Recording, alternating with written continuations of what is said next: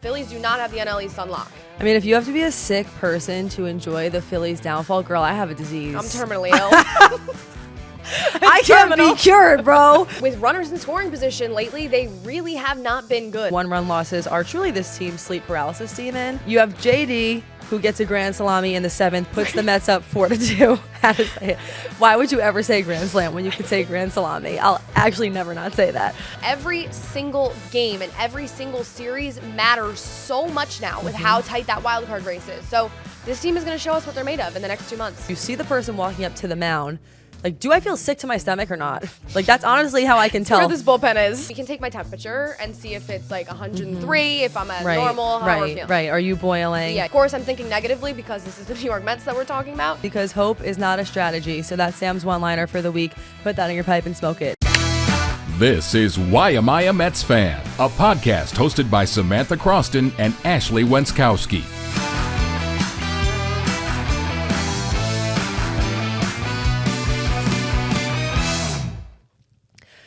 The Mets have not lost a one-run game in back-to-back nights all season long. That was until today. Hello, everybody. Welcome into the Why Am I a Mets Fan podcast. That's Ashley Wenskoski.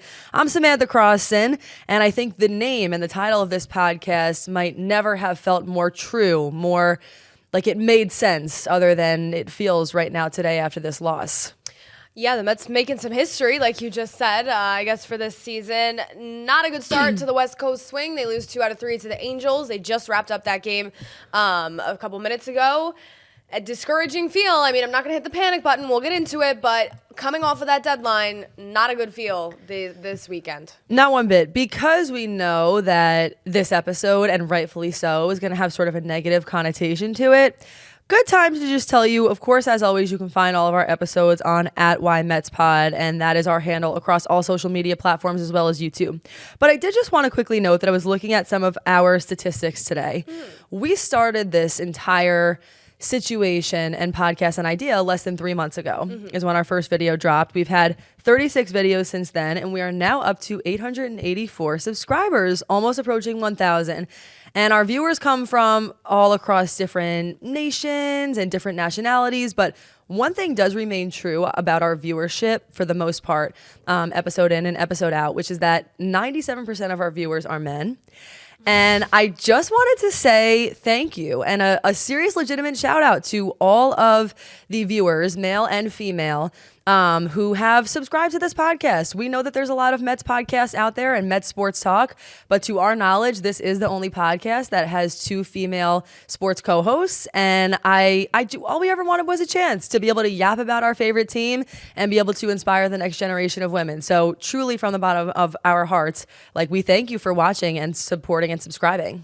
Yeah, I would say what sticks out to me about the viewers that we've gotten these past few months, which also thank you so much. This is just so fun for us. It's not a job. It's really not. It's just the best time ever on Sunday nights. We don't get paid anything extra to do this. We just come in and do it. But it really is our little passion project. But going with all that, what sticks out to me is everybody is so engaged. Like, our interaction on YouTube, just with the comments and stuff, is so fantastic. I love hearing what people have to say. I love hearing people with different opinions or people that don't agree with what we say, people that do. So I just love how engaged everyone is with the commenting and whatnot. And I really thank everyone for that. Keep it up. It's great. It's like I like refresh it all the time to see if someone else has commented. We see all of your guys' comments. So road to 1,000. We're continuing on that trail. Hopefully we can get to it before the 3-month mark. Back to the Mets. Right now they are 58 and 53, 1.5 games back in the NL wild card and 8 games back in the NL East. This West Coast trip has been worrisome, is the word I would use so far. Tweet of the week, and it says, the Mets have truly perfected the West Coast brutal loss after midnight over the last decade or so. So that's also going to go into our question of the week. Is there any West Coast loss that you really remember or that sticks out in your brain? Because damn, these past few days have been brutal. And also, do you like when the Mets go on the West Coast? Whether you're a transplant to the West Coast, used to live on the East Coast, or just like the West Coast games. I always say this is an unpopular opinion. I'm a real night owl. This job just makes it that way. So I actually really like when they go on the West Coast because I love to start the game at 9 or at 10 because it gets to carry me me through kind of the rest of my evening. So do you like the West Coast swings? Let us know. Anyways, another tweet of the week that I thought was really funny. I saw this. At What the Fake 43 quoted a tweet that said, "You have to be a sick person to enjoy the Phillies' downfall," and he quoted it with like a sick skeleton with a Mets hat on. And let me tell you something. I know everyone can relate to that. I am a certified Phillies hater. I grew up in Phillies country. You know that if you listen to us every week. The Phillies have really hit a skid. And whether or not it matters for the Mets, I don't even care. I just love to see the Phillies hitting a skid. They've lost 8 of their last 10. They're just finding ways to lose, as we always talk about. And they are kind of opening up a lane in the division. There's enough time left. The Braves currently 6 games back. The Mets 8. Couple of months there. Phillies do not have the NL East on lock. I mean, if you have to be a sick person to enjoy the Phillies' downfall, girl, I have a disease. I'm terminally ill. I can't be cured, bro. Wow. No, that was an amazing tweet. And you're right. It's like, that's why I think these games and these losses matter so much, is because you can feel night in and night out how important each and every one of these games are, because that race is so close. And mind you, we're going to get into Saturday because that was sort of a brutal meltdown. But it really started with today, which again was another 1-run loss where really their best opportunity to score was it the 7th or the 8th inning? I have to think. Inning. Yes, 1st and 3rd in the 8th with 1 out. Mark Vientos comes up, and it's a double play. The Angels pitched really well. They quite honestly outplayed them. I guess the one bright spot you could say is Phil Maton, I thought, had a great outing. But outside of that, damn, it's like if you're going to lose a series, you wouldn't think that the Angels is the team that the Mets would lose a series to. Yeah, look, with this wild card race, above all else, with so many teams clustered together, you're going to lose series. They're not going to win every series from now until September. However, the Angels, really disappointing. The pitcher that they faced today, Sunday, had the highest ERA in the American League. The Mets can't do anything against him. Vientos, I'm not going to crucify. He's been so good, so that was a tough moment with the double play, but with runners in scoring position lately, they really have not been good. I know we have a stat about that, but the Mets are one of the best teams in baseball in June and July, beginning of July, specifically with runners in scoring position. They've really hit a skid there lately. They have been like one of the most brutal teams, I think. Maybe I think it might just be the White Sox who are behind them. I remember seeing that somewhere. Yeah, I put it there you did put it there? We'll find it. At some point. The Mets are now 27 for 143. That's a batting average of 189 with runners in scoring position since July 14th. The only team who's been worse in that time is the White Sox, and the White Sox are terrible. Like, that's disgusting. I don't even know how they are as good as they are. When I heard, like, that stat was shocking and alarming. Yeah. But mind you, that aside, for me, Saturday was the gut punch. That was really kind of what started this whole thing. Because again, the Mets waste a big opportunity there to get ahead in the wild card race. It's a 5-4 loss against the Angels. I said this before, I'll say it again. 1-run losses are truly this team's sleep paralysis demon. This is the kind of stuff that keeps me up at night in the worst possible way. Here's how it happened. You have JD, who gets a grand salami in the 7th, puts the Mets up 4-2. How to say it? Why would you ever say grand slam when you could say grand salami? I'll actually never not say that. It was his second grand salami in 8 days. The first one was against the Braves on July 26th. But that rush of excitement, being a Mets fan, you understand, it just didn't last very long. After striking out the first 2 batters, newly acquired pitcher Oscar Brozoban surrendered a 3-run homer. It was only the second home run he's given up this season. I was surprised to find that out. It puts the Angels ahead 5-4. They ultimately lose the game. The Mets can never recover. Again, I don't even know exactly what to think about this loss. And a big question on social media was, did Mendoza leave Brozoban out to dry? And I don't know if I think the answer is yes or no to that. I sort of thought he deserved the chance. I think it's really easy now to look back and say, yeah, they should have taken him out because they did have other options. But I don't know. Would it have changed things? I guess, probably. Brozoban, I believe, was at 37 pitches. That's a long outing for sure. Now, on the other side of that, the Mets acquired Brozoban as someone to eat up a couple of innings. Most of his outings this year have been longer than 1 inning, so he can handle those spots. Saturday was tough, especially after the JD big hit. It's kind of like you get one of those big hits, you have a lot of momentum going, and then to get it killed like that really is brutal. I am not that mad at Mendoza for that, just because I think you just acquired Brozoban. You really want to see what he's made of. You're trying to figure out what works in this bullpen, trying to piece some things together. You just got the guy. You want to see how much he can handle, how much it was like a testing the waters thing. Did it suck that it didn't work out? Yeah, but I'm not terribly mad at Mendoza for that. There's some other things in this series, some base running things, some stealing bases, being aggressive on the base paths that I would like to see change for Mendoza. But that specifically with Brozoban, I don't know, happens, you know? It truly does happen. I would also say some bad offense in general. Again, you mentioned it, but really just leaving total missed opportunities out there to win the game. I agree. As far as Brozoban, he was asked about it after the game. He said he felt like he pitched well, but he left that one pitch up in the zone, and ultimately that was the pitch that ended up costing us the game. So he did say it, took accountability for that. And like you said, it's just I feel like it's brutal. It's unfortunate. It was only his second start, and of course, this is the one that people are going to talk about, despite the fact that his first start it was a scoreless inning. He actually did a good job, but I don't know. I think I would tend to agree with you. I'm not sure that it was really Mendoza's fault. I thought the whole point of bringing in a guy like this is because they wanted to use him in high leverage situations. Yeah. That's the kind of situation that if he does well, then you keep him in for. Yeah. And aside from the bullpen, which we know is an issue, but other than that, the offense had been so great for a month and a half, 2 months. That's going to slow a little bit. The very, very hot offense is going to cool off, even to some degree. Even if this is a well-rounded team that has a deep lineup, it's going to cool off. We're kind of seeing that a little bit this series. Again, I'm not hitting the panic button just yet. I think this road trip, we'll see how this road trip turns out as a whole, because then you could have room to hit the panic button.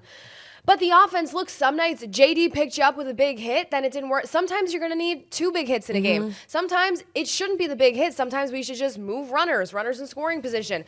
I think Ron said this on the SNY broadcast tonight. Sometimes you're going to have to win games in the 9th inning if you're going to be a real playoff contender and separate yourself from some of these other teams that are competing for one of those wild card spots. You're going to have to win in the 9th. You're going to have to get a couple big hits a game. It can't just be, you know, relying on one guy, one big hit. That's not a recipe for success. So they need to pick it up with runners in scoring position, no matter how you look at it. And some guys are going to cool off. That's just going to happen, but we'll see. And I mean, you said it, but that was a bar. I heard him say that in the 9th inning. He's like, some games you have to win in the 9th. And it would have been easy to say this now, but a perfect opportunity to do it. To, again, get people back on that, you know, they're on the right track. Saturday was a slip up, and they couldn't get it done. That pitcher, I don't know his name, but totally embarrassed them. And I felt like he was pitching the same pitch over and over again, and nobody could hit it. The starter or the closer? The closer. Yeah. Like, on just an unreal job. Yeah. So, again, like you said, sometimes things just don't go their way. Of course, inevitably, they're going to lose games. They're going to lose series. But you mentioned it. Every single game from this point on counts. There's not going to be one game that doesn't matter. What's this little Howie Rose bullet? Because I feel like that segues well into what we're discussing. So look, I'm not hitting the panic button, but if this road trip, not yet, but if, we should get a panic button. If this road trip goes poorly, then I am. So they're going to St. Louis tomorrow for that makeup game in the afternoon. Then they have 3 in Colorado and 3 in Seattle. If they come back from this West Coast swing not in a good place, they've already dropped out of that 3rd wild card. Now they're a game and a half back. I'm not panicking yet, but I'm warm. I'm inching towards not feeling so good. We'll see what they do the rest of the trip. She's not boiling, but... I'm not boiling, but I'm warm. Howie Rose... I'm heating up. Howie Rose said, he tweeted this, and I thought it was good. This was yesterday. He said, it's August 3rd, and the Mets are one of 6 or 7 teams competing for 3 wildcard spots. And oh, by the way, there's 7 games out of first place with 7 games left against the Phillies. That's now 8 games. For all of last winter's worries, wouldn't you have signed on for this? Should be a fun finish. The answer is... Yes, they would have signed on for it, absolutely. But with the momentum they had in June and the earlier part of July, it's slowing a little bit, and it's not the time for it to slow. Like you said, every single game and every single series matters so much now with how tight that wild card race is. So this team is going to show us what they're made of in the next 2 months. Mind you guys, just another stat to hit you with. In the next 24 hours, they said this on the SNY broadcast, the Mets will be traveling over 2,600 miles. Like that alone, I think people don't account for how much that can mess with you. This is a lot of traveling. So on top of that, losing, like I just imagine how I would feel traveling on a plane that much in that many days. Like I would be in an anxious state personally. Yeah. First of all, whoever came up with this, I understand the rain out in St. Louis. They had to fit it in somewhere, but brutal scheduling. LA to St. Louis, back to Colorado, up to Seattle. Terrible. Keith Hernandez might not even make it. Keith Hernandez's flight got canceled. It might not even be there. It might just be Steve. It's just tough. There's a really real world where they come out tomorrow. This episode will be out, but they play tomorrow afternoon, Monday in St. Louis. They could lose that game. I mean, the amount of travel that they're put through. They could lose the first one in Colorado. This schedule is really tough. At the same time, like I keep saying, this West Coast trip is a little bit of show us what you're made of. And that's the thing. This is like what great teams are made of is not excuses. Yeah. And travel in a way could really be an excuse. Of course, it's valid. It's a factor. We all see that. Nobody would want to be on a plane for that many miles in 1 week. But that's the situation and that's the reality. Got to get through it. I hate the phrase "it is what it is," but sometimes that's really all there is to say. Yeah. And at this point, with the things that or the assets that they brought onto this team, it's very clear this entire team and organization's goal is to make it to the playoffs. Now you have to show us what you're made of and do it. Beyond the series that we just saw, the Mets also grabbed 2 out of 3 from the Twins. I had a couple takeaways that I thought were interesting. Terrence continues to do well in Alvy's absence. Yeah. He went 4 for 8 in that series with a double, a walk, and 3 RBIs. I guess that's just one small piece where I think in my head, all right, I'm happy that we have him. Just one thing to note. Also, him on the thrown out runners on the base paths has been phenomenal. He's been amazing. Anything from that Twin series that stood out to you? The Severino start, that was unfortunate. To not sweep that series, to lose the 3rd game. He lasted just 3 innings. It was rough. It is what it is. They're not going to be on all the time. Even Severino's going to throw up a clunker every once in a while. It's tough. But they took 2 out of 3 from the Twins, who are a good team this year, who are a team currently also vying for a playoff spot. So I was encouraged by that. Yeah. The only other thing was Manaea did amazing. Really did. Yeah. Pitched 7 superb innings, allowing no runs and just 2 hits while striking out a season-high 11 batters. So you mentioned it. Sometimes guys are going to have good days. Sometimes they're going to have bad days. When I think about the rest of this year, how it's going to play out, is this going to be a make-it-or-break-it sort of year? I think you have to think about how these new additions are faring and how they're going to continue to play. We sort of already went over Brozoban, who was the first one that I wrote down. Yes, he allowed the 3-run homer in the second start with the Mets. That was also after his scoreless debut, mind you. So don't start freaking out because he had one bad start. I think that there's a lot more where that came from. It's only the second home run he allowed this entire year. That says something to me. He might have been nervous. He's acclimating to a new team. And as I touched on before, that's going to take Mendoza just frankly has to get to know these guys, see what they can handle, see what they can't handle. They just got here a week ago. So for sure. Ryan Stanek, I have not liked what I've seen from Stanek so far. Me neither. Being honest. I mean, it's been brutal. His Mets debut, he allowed a home run to the first batter he faced. He gave up. He had a disaster. Mets debut. 2 home runs in that. It hasn't been much better since. I don't know. Maybe he'll turn it around. I haven't loved it so far. A guy who sticks out to me that I think has been doing well on the other side of that coin, Phil Maton's been good. Phil Maton has been excellent. Yeah. Like even today, I believe he did have 3 strikeouts. Struck out the side in the 8th, I believe. Yep, which is amazing. But outside of that, he also struck out Mickey Moniak to secure the 5-1 win for the Mets against the Angels on Friday. Mickey Moniak, former first-round pick of the Phillies. That's right. That's right. If you're sick, if you appreciate the Phillies terminally downfall. Before today, with the Mets, he had 1 win, 8 innings pitched, 1 walk, 8 strikeouts, 2 earned runs, and a 2.25 ERA. Those are not including today's numbers. So yes, I have been really pleased by what I've seen. And I think sometimes outside of looking at the stats and the numbers, you ever just have like a gut check? And what I mean by that is you see the person walking up to the mound. Like, do I feel sick to my stomach or not? Like, that's honestly how I can tell. Where this bullpen is. Really, though. Like, how do I mentally and emotionally feel? And I feel emotionally stable when I see Maton coming to the mound. So, yeah, he's been doing great so far. I also thought Paul Blackburn had a decent showing, too, in his first start. Yeah. He had a good first start. What I like the most about Paul Blackburn is 2 separate things, let me tell you. His beard? No. The first thing, I'm actually not a big fan of beards and that. Not his. The first thing is that it allows the Mets acquiring Blackburn, allows Buto to stay in the bullpen, which we've touched on, makes me very happy. The second thing is that old friend Tyler McGill was sent out to Triple-A Syracuse. My old friend, my good pal. Your bestie? Yeah. My best friend. Uh-huh. Tyler was sent out to Triple-A Syracuse, which is something that everyone knows I've been rooting for months. So Paul Blackburn led to those 2 things. So that's a good start for me with Paul Blackburn. Also, Jesse Winker. Buffalo native, by the way. Buffalo native, which I didn't know that. I just learned that. So he's been decent so far. I think we'll definitely see more from him as they go down the stretch. But I said last week I really liked the Winker edition. I guess all I have to say about these acquisitions a week. I don't know really if Ben caught that. So I'm sorry. She winked at me, Jesse Winker. Anyway. All I have to say is a week out of or not even a week, 5 days past the trade deadline.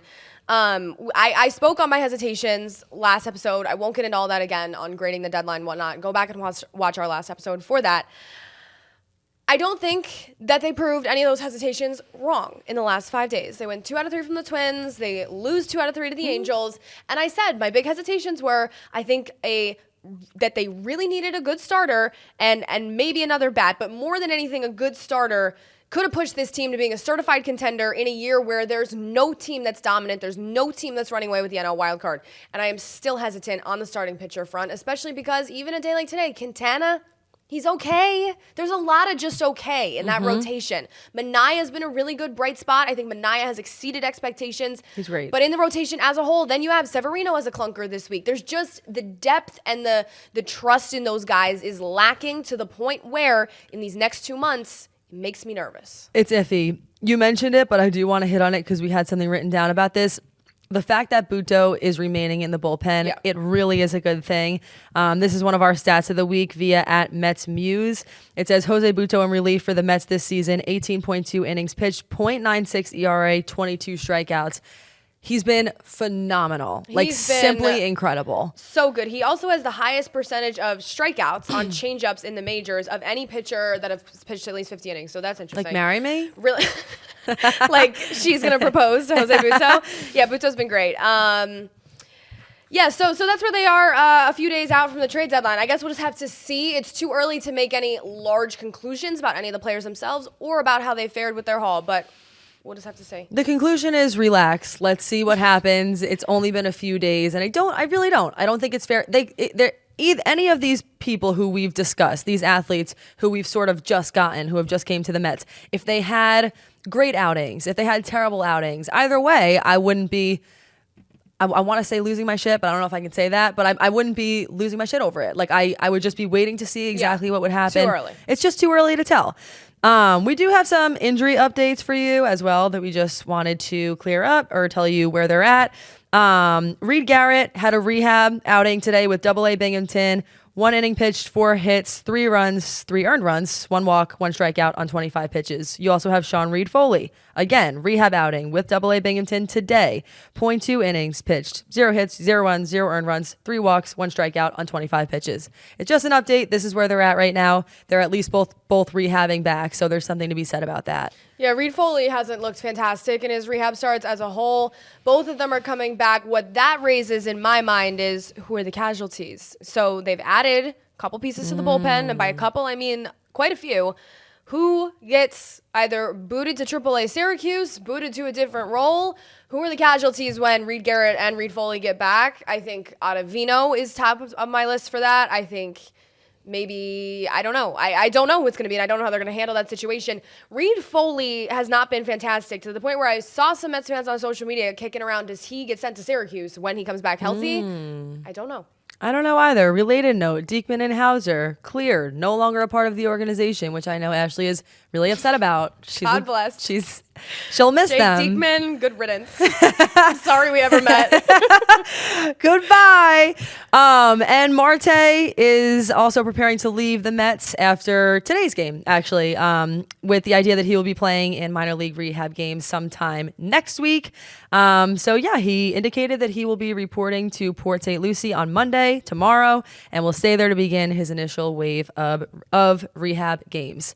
That's exciting. Yeah. That makes me feel good. Yeah, I mean, for him, you know? Like I said, with the offense kind of cooling off a little bit as of late, I think as you get down the stretch, any team looking for a little injection of offense, MARTE coming back can only be a good thing in that area. So we'll see. Hopefully he's back soon. Yeah, so this road trip, it's a doozy of a road trip. We're talking about it the whole episode. 2,000 something miles, you said, in the next 24 hours. We'll see how they fare. Even if they lose tomorrow in St. Louis, again, I'm still not reaching for panic because it's just such a crazy schedule. It's I will come back with a conclusion next week after Colorado and Seattle on the temperature. We can take my temperature and see if it's like 103, if I'm at normal, how we're feeling. Right. Are you boiling? Yeah. All of that will be decided. Again, it's 1 in St. Louis, it's 3 in Colorado, it's 3 in Seattle. That's what's on deck. Syracuse Mets. Some interesting things going on. As far as their actual record, they went 2-10 on the 2-week road trip to Buffalo and Columbus. That's not all that interesting. However, Brandon Sproat is called up to Triple-A Syracuse after one of the most astonishing performances I have ever seen. He was electric in his latest outing for Double-A Binghamton. That was on Friday. He struck out 13 batters in 5 innings of scoreless baseball and 11 consecutive strikeouts. Only 2 of them came via contact. I think there was some, I don't want to get this wrong, so maybe James Buckley can check me on this, but I thought it was something like the 11 consecutive strikeouts had never been done even in Major League Baseball. Oh, wow. I think that's right, but I'll have James or whoever wants to check me on that. Check us. But it was amazing. This was history-making stuff. Yeah, I think what sticks out to me about Sproat is he's risen through the Mets system so quickly. He was taken in the second round of last year's draft. He's currently ranked as their number 5 overall prospect in the MLB Pipeline top 30 prospect list, and he's the organization's highest-ranked pitcher. I think that we'll see how he fares at the AAA level now, because we did see another character this year, Blade Tidwell, got called up, was really having a lot of success in AA, has gotten called up to AAA, and has kind of struggled. So that jump is not always easy for pitchers. But what I do hear a lot of pitchers say, and what actually Mike Vassell said when we had him on right at the beginning of this podcast, was that typically the hardest level for pitchers to get through is AA, because that's when the hitters really can hit. Yep. You really have to adjust your pitching style, and you have that moment of you're going through the pros. You have your first moment in your pro career where you have to make some adjustments as a pitcher to get guys out. Sproat has risen up really fast. He flew through AA Binghamton. Now he's up in Syracuse. I know I am certainly excited to see him here. Syracuse Mets come home this week for a series with Worcester. Definitely going to go to some games. So I'm excited. I know. Hopefully we get to hear from him. I mean, to say that he passed the AA test would be the understatement of the year. And as you guys, I'm sure, will continue to hear more about him. Just a little bit of background. He was actually selected by the Mets in the second round of the 2023 MLB draft. He was playing for the Florida Gators, but they chose him in the third round of the 2022 draft. He opted not to sign with them. He returned to college for another year, and then the Mets were able to redraft him. And clearly, they're happy that they have him.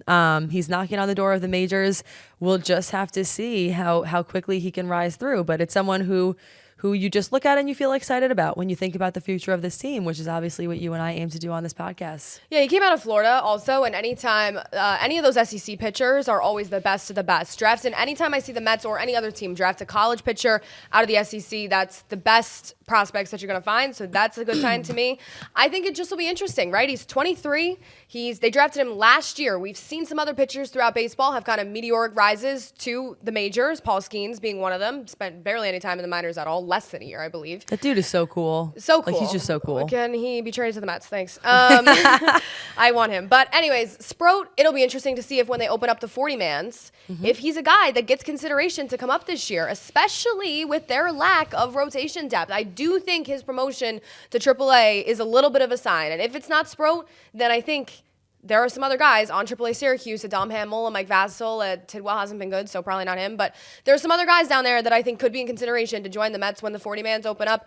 I love when the 40-man rosters open up because I just love for teams to have deeper, more options, and especially the Mets could sure use them. So we'll see.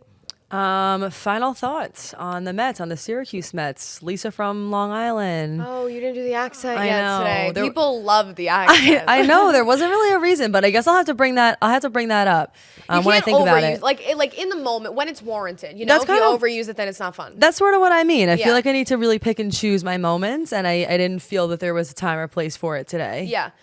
Final thoughts. Like I said, take my temperature next week. I really hope this team is able to get through, like you said.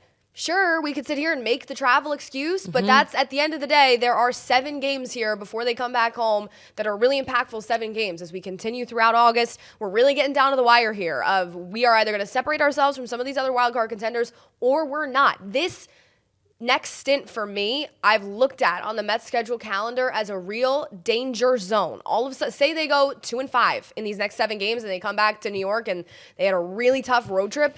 That's a turning point for a team. So, of course, I'm thinking negatively because this is the New York Mets that we're talking about, but we'll just have to see. Maybe they'll go 5-2. It is not the time to just be hoping for the best, folks, because hope is not a strategy. So that's Sam's one-liner for the week. Put that in your pipe and smoke it. Thanks for joining us on a Sunday evening. We will see you next week. That's Ashley Wenskoski. I'm Samantha Croston. Thank you again so much for all your support. We'll see you next week. Put us in your pipe and Put that in your pipe and smoke it. Hey, it's Lisa from Long Island. Put us in your pipe and smoke this podcast.